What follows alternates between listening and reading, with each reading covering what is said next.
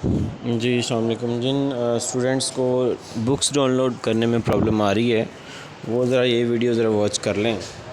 आप open university की जब वेबसाइट पर जाएंगे, आप ज़रा यहाँ पे वेबसाइट का एड्रेस लिखें।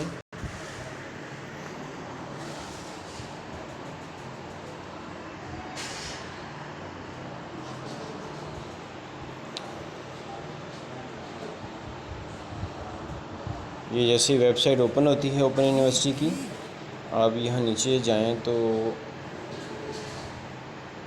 ये बुक्स न्यू, ये जो लिखा हुआ है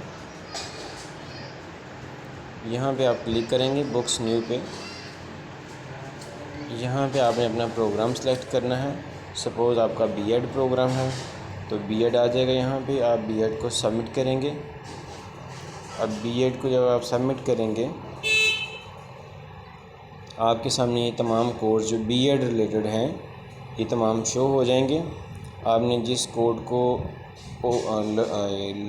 इसकी बुक आपने डाउनलोड करनी है उसका भी डाउनलोड का आगे लिखा हुआ है, ये जो साइन बना हुआ है एरो डाउन एरो, ये डाउनलोड साइन है जिसको आपने क्लिक करना है, वो डाउनलोड हो जाएगी। ये तरीक़ेकार है बुक डाउनलोड करने का।